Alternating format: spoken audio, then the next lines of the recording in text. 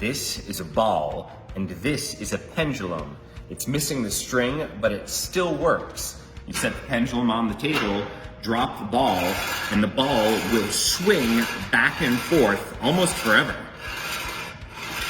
These tubes have different shapes, but when you pour liquid into them and hold them at the same level, the liquid rises up at the exact same rate.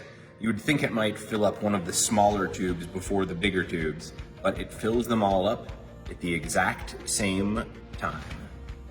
This gadget uses centripetal force to stop your coffee from spilling. Usually if you have a full cup of coffee and you try to transport it somewhere, it's gonna spill out all over the edges with the slightest movement. But if you put your coffee in this device here, then as it moves around, it will always go to the bottom thanks to centripetal force.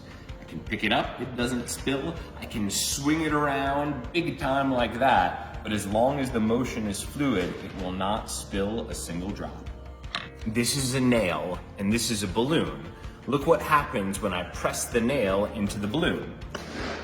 No big surprise. The surprise happens when you get a ton of needles. You would think it'd be easier for a ton of needles to pop the balloon, but because the weight is evenly distributed, the balloon will not pop.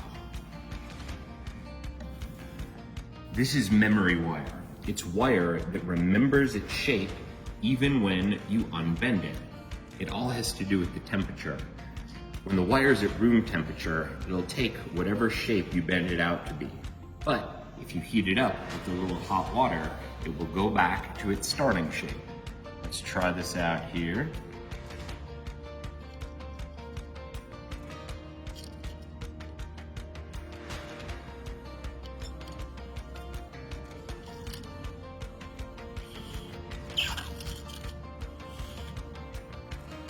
Most people can't even balance one nail on the head of another nail, but it's actually possible to balance 10 nails on the head of one nail. It's actually easier to balance 10 than it is to balance just one.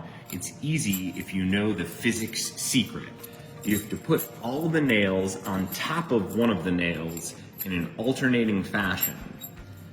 You put down every nail, but you leave yourself one. This one goes on top of the rest of the nails, and then the nail's weight will actually hold the other nails into place, and you can balance 10 on one. This is a Gazinta box. That means that the inside of the box is actually bigger than the outside of the box. Right now, the white box is the big one. This red and yellow box fit right inside of it. But even though it's smaller, it's big enough to accommodate the larger box. That's just basic physics. This is a wave machine. When I turn the handle right there, it's gonna make 3 different types of waves. The first one you'll see along the black circles, the second one you'll see along the gray hexagons, and the last one you'll see going up and down with the gray lines there. Look at this.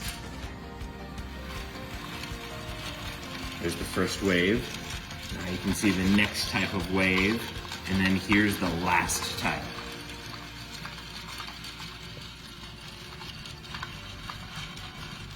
I got a jar of water on a metal stick.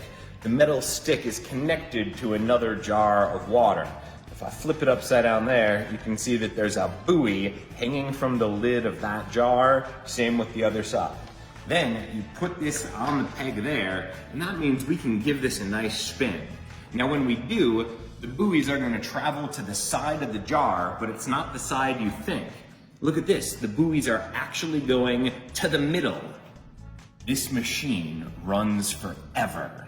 Well, almost. It's made of a very heavy metal wheel and 2 threads connecting the wheel to a bar at the top. When the wheel gets to the top, it's filled with potential energy.